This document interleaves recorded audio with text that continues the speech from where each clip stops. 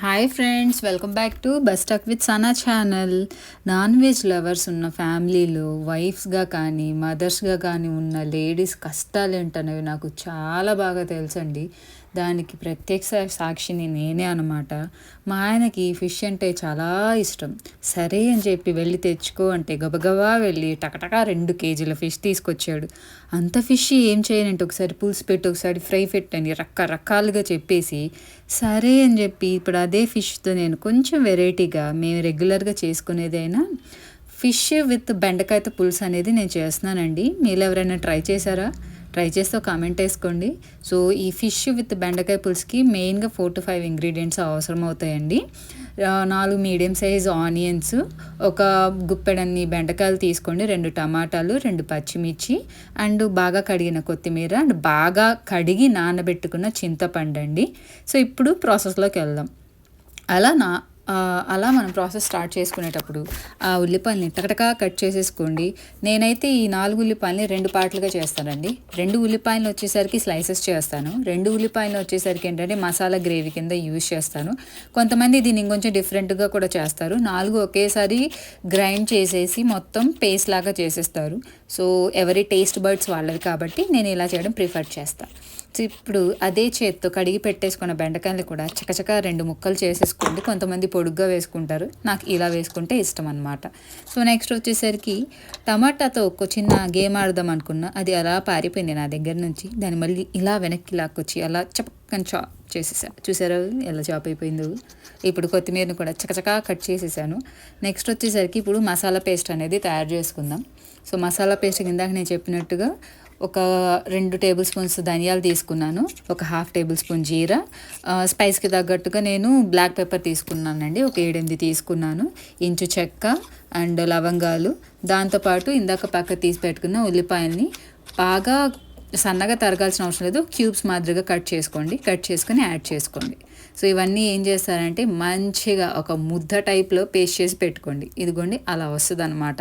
Okay, దీన్ని పక్కన పెట్టేసుకొని ఇప్పుడు మనం స్టవ్ ఆన్ చేసుకొని బాగా కడిగి పెట్టేసుకున్న బండి పెట్టేసుకుందాం. నేను ఏ ముహూర్తాన్ని ఈ కడాయి కొన్నాను అప్పటి నుంచి ఇందులో చేపలు కుక్ అయినట్టే ఉన్నాయి. వండినట్టే ఉంటా. ఏంటో నాకు అర్థం కాదు, నేను అంత బాగా వండుతానా లేకపోతే అది కొన్న ముహూర్తానికి అలా సెట్ అయిందో దేవుడికే తెలియాలి. ఇప్పుడు వేడైన బండిలో నేనైతే ఆయిల్ ఎక్కువ వేస్తానండి. నాన్ వెజ్ కర్రీకి ఆయిల్ లేకపోతే టేస్ట్ రాదు. సో బాగా వేడైన ఆయిల్లో నేను 5-6 మెంతులు వేసాను, దాంతోపాటు చీల్చి పెట్టుకున్న పచ్చిమిర్చి, చాప్ చేసుకున్న ఆనియన్స్ అవన్నీ యాడ్ చేశాను అనమాట. వేసిన తర్వాత నాకున్న అలవాటు ఎంత రాళ్ళుప్పు. ఓకే, నేను రాళ్ళుప్పే వాడతాను, సూపర్ టేస్ట్ ఉంటుంది. మనకు కావాల్సిన ఈ పచ్చిమిర్చి కానివ్వండి, ఆనియన్స్ కానివ్వండి తొందరగా వేగుతాయి. 1 టేబుల్ స్పూన్ పసుపు, ఇంత రాళ్ళుప్పు వేసేసి దాన్ని చకచకా కలిపేసి ఇప్పుడు దాని మీద మూత పెట్టేసి ఒక 5-10 నిమిషాలు దాన్ని అలా వదిలేసేయండి దాని మానాన. ఇప్పుడు అది అలాగా కుక్ అయిపోతుంది. ఓకే, ఆ పింక్ షేడ్ రాగానే దాంట్లో వచ్చేసరికి నేను 2.5 టేబుల్ స్పూన్స్ అల్లం వెల్లుల్లి పేస్ట్ వేసి ఉంచుకున్నాను. మీరు తినే స్పైస్ని బట్టి ఇంకొక 1/2 స్పూన్ యాడ్ చేసుకోవచ్చు.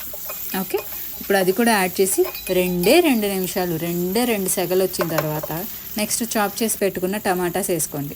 టమాటా కూడా వేసుకున్న తర్వాత టమాటా అనేది మనకి ఇందులో జస్ట్ మెత్తగా ఉడికితే చాలండి, ముక్క గుజ్జవ్వాల్సిన అవసరం లేదు. ఎందుకంటే పులుసులో ఇది ఆల్రెడీ ఉడుకుతుంది కాబట్టి కొంచెం ఒక 2 నిమిషాలు వేడి పొగ అలా పెట్టేసిన తర్వాత ఇప్పుడు చూడండి అది ఇలా పట్టుకోగానే అది అలా వచ్చేసిద్ది. ఓకే, ఇందులో మనం ఆల్రెడీ నూరి పెట్టేసుకున్నాం కదా మసాలా ముద్ద, అది కూడా వేసేసి మసాలా ముద్ద పచ్చివాసన పోయేంత వరకు ఒక 3-4 మినిట్స్ మొత్తం కుక్ చేసుకోండి. అది అందులో నుంచి ఆయిల్ బయటికి రావాలి. ఇప్పుడు అదే మసాలా ముద్దలో నేను 3 టేబుల్ స్పూన్ల కారం వేసాను. ఓకే, 1 టేబుల్ స్పూన్ మళ్ళీ ఉప్పు వేసానండి. వేసిన తర్వాత ఒక పొంగు రానిచ్చిన తర్వాత అందులో చింతపండు గుజ్జు వేసాను, దాంతోపాటు గ్లాసున్నర నీళ్లు పోసుకున్నాం. ఓకే, గుర్తుపెట్టుకోండి, గ్లాసున్నర నీళ్లు. ఎక్కువ వాటర్ వేయొద్దు, అది చాలా పులుసుగా కాదండి, అది చారు అయిపోతుంది. తక్కువ వాటర్ వేసినా కూడా ఏంటంటే ఇగురైపోతుంది. సో దీనికి మీడియంగా వచ్చేసరికి నేను గ్లాసున్నర తీసుకున్నాను. ఆల్వేస్ మన చేప ముక్కలు 1 by 1 వెళ్ళాల్సిందే. ముందు తల ముక్క, తర్వాత వచ్చేసి దవడ ముక్క, దాని తర్వాత పెద్ద పొట్ట ముక్కలు, దాని తర్వాత బుజ్జి తోక ముక్కలు. ఈ ప్రాసెస్లోనే పెట్టండి, సూపర్గా కుక్ అయిపోతాయి పీసెస్. అందరికంటే పెద్ద తంబు రూల్ స్పూన్ పెట్టొద్దు. ఓకే. పెద్ద క్లాత్ తీసుకోండి మసిగుడ్డ, దాంతో బాగా ముందుకి వెనక్కి బ్రేక్ డాన్స్ చేయించండి గిన్నెని. చేయించిన తర్వాత మళ్ళీ ఇంకొకసారి కదపండి. కదిపేసిన తర్వాత ఒక 15 మినిట్స్ హై ఫ్లేమ్ మీద, రిమైనింగ్ 15 మినిట్స్ లో ఫ్లేమ్ మీద కుక్ చేయనివ్వండి. ఓకే. ఒక 15 మినిట్స్ అయిపోయింది నేను పెట్టేసి. ఇప్పుడు చూసారా దాని పొగ దెబ్బకి నా కెమెరా లెన్స్ కూడా బ్లర్ అయిపోయింది. ఇగండి ఇలా వస్తుంది అనమాట. దాంట్లో ఉన్న ఆయిల్ అంతా అలా బయటకు వచ్చిన తర్వాత ఇంకొక రౌండ్ కొంచెం అలా దాంతో డ్యాన్స్ చేయించేసి ఇప్పుడు ఇందులో మనము బెండకాయ ముక్కలు వేద్దాం. బెండకాయ ముక్కలు అనేవి మీరు ఎక్కువ కావాల్సి వస్తే ఎక్కువ వేసుకోండి, తక్కువ కావాల్సిన వాళ్ళు 2-3 వేసి ఫస్ట్ ట్రై చేసి తర్వాత ఎక్కువ యాడ్ చేసుకోవచ్చు. ఓకే. సో ఇది కూడా వేసిన తర్వాత ఇందాక 15 మినిట్స్ మనం స్లోలో కుక్ చేసుకుంటున్నాం కదా, సో మళ్ళీ దాంతో ఒక్కసారి స్పూన్తో ట్యాప్ చేసి ఆ ముక్కలన్నీ కొంచెం లోపలికి దిగేంత వరకు అలా అలా స్మూత్గా అద్దేసిన తర్వాత మళ్ళీ మూత పెట్టేయండి ఇంకొక 15 మినిట్స్. అంతేనండి. చూసారా ఆయిల్ మొత్తం పైకి వచ్చేసింది. సో ఇంకొకసారి కలిపేసుకొని దీంట్లో కొత్తిమీర వేసేసి దింపేసుకొని దాన్ని అలా పక్కన పెట్టేసి ఒక్క 10-15 నిమిషాలు దాని దాన్ని వదిలేసేయండి. అప్పటికప్పుడు తినాలనుకునే వాళ్ళు. లేదు ఒక పూట పెట్టుకొని తింటా అంటారా, మీ ఓపిక. ఎందుకంటే చేపల పులుసు కుక్ అయిన తర్వాత దాన్ని అలా చూస్తూ ఉండాలంటే కష్టం కదా నాకు కూడా. అందుకే అప్పటికప్పుడు ఏం చేశానంటే ఇంట్లో దోసపిండి ఉంటే 3 దోశలు వేసేసుకొని కాంబినేషన్ కింద నేనే చేసుకున్న చేపల పులుసు ముక్కలు వేసుకున్నా. నా సామిరంగా టేస్ట్ ఉందండి. ఇచ్చి పడేసింది అంతే. ఇది దోశల్లోకి, రైస్లోకి, కొంతమంది ఇడ్లీల్లో కూడా తింటారండి. టేస్ట్ మాత్రం వేరంతే. మీరు కూడా ఎందులో బాగుంటుందో బాగా ట్రై చేసి మీకు ఏ కాంబినేషన్ వచ్చిందో నాకు కామెంట్ చేయండి.